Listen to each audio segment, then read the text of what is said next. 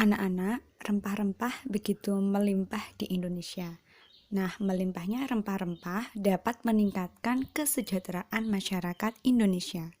Namun, rempah-rempah yang begitu melimpah juga membuat bangsa-bangsa di Eropa berusaha untuk menguasai perdagangannya. Lalu, apa penyebab bangsa Eropa datang ke Indonesia? Tentu salah satunya untuk mencari rempah-rempah. Lalu penyebab lainnya apa ya? Mohon disimak baik-baik ya anak-anak. Jatuhnya Konstantinopel, yaitu ibu kota Romawi, pada tahun 1453 ke Turki Utsmani mengakibatkan pasokan rempah-rempah ke wilayah Eropa terputus.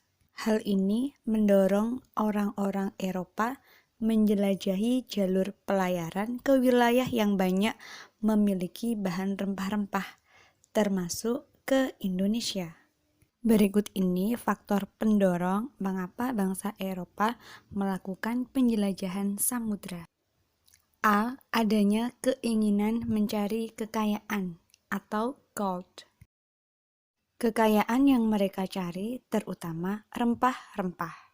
Sekitar abad 15 di Eropa saat kota Konstantinopel tadi dikuasai Turki Utsmani, harga rempah-rempah di Eropa sangat mahal. Harga rempah-rempah semahal emas atau gold. Mereka sangat membutuhkan rempah-rempah untuk industri obat-obatan dan bumbu masak.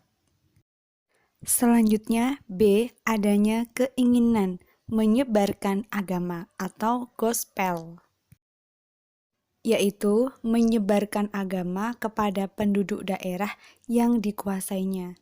Tugas mereka dianggap tugas suci yang harus dilaksanakan ke seluruh dunia dan dipelopori oleh bangsa Portugis. Selanjutnya, C. Adanya keinginan mencari kejayaan atau glory. Di Eropa, ada anggapan bahwa apabila suatu negara mempunyai banyak tanah jajahan, negara tersebut termasuk negara yang jaya atau glory. Anggapan inilah yang mendorong negara-negara Eropa berlomba-lomba untuk mencari tanah jajahan sebanyak-banyaknya. Sangat jelas sekali anak-anak bahwa peristiwa dijajah atau dikuasai oleh negara lain merupakan salah satu contoh peristiwa yang tidak menyenangkan bagi negara Indonesia. D. Perkembangan ilmu pengetahuan dan teknologi. Contohnya, 1. Dikembangkannya teknik pembuatan kapal yang dapat digunakan untuk mengarungi samudra luas. 2. Ditemukannya mesiu untuk persenjataan. Senjata digunakan untuk melindungi pelayaran dari ancaman bajak laut dan sebagainya. Mesiu sama halnya dengan bahan peledak.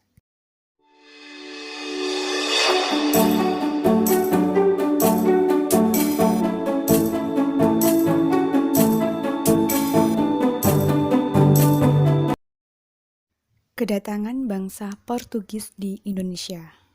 Tahun kedatangan 1511, mereka mendarat di pantai utara Sumatera.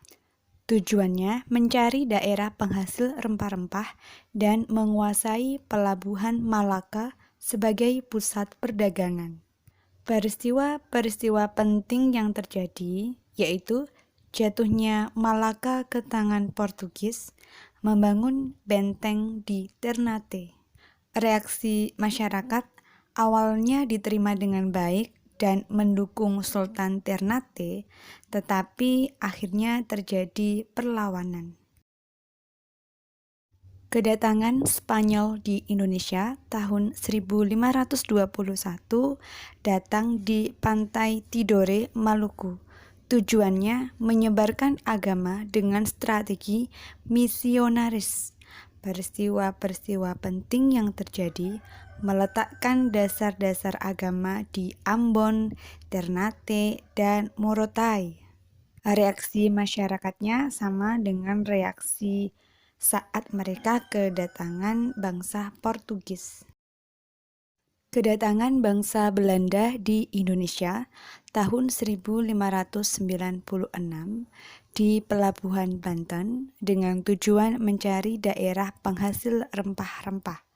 Peristiwa-peristiwa penting yang terjadi, yaitu pembentukan VOC, pembentukan pemerintahan kolonial Belanda. Reaksi masyarakat sama halnya dengan reaksi masyarakat saat kedatangan bangsa Portugis dan Spanyol.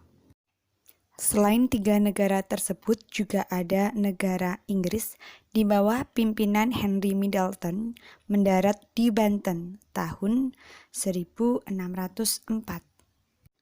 Inggris meneruskan pelayarannya ke Ternate, Tidore, Ambon, dan Banda. Anak-anak, untuk pemimpin penjelajah dari Portugis, Spanyol, maupun Belanda dapat anak-anak temukan di LKS. Mohon dibaca dan digarisbawahi jika sudah ditemukan. Berbicara tentang membaca, tentunya anak-anak sudah kenal bukan dengan teks narasi? Teks narasi adalah karangan yang menceritakan suatu peristiwa berdasarkan urutan waktu. Nah, diagram kedatangan bangsa Eropa tadi jika diceritakan disusun dalam suatu teks, maka akan terbentuklah teks narasi. Teks narasi banyak ditemukan pada cerita sejarah. Namun, teks narasi bisa juga berisi cerita imajinasi atau khayalan. Ingat kata kuncinya berdasarkan urutan waktu. Teks narasi juga sudah pernah kita pelajari di mata pelajaran bahasa Jawa ya. Bu Guru harap anak-anak masih ingat dan dapat memahaminya.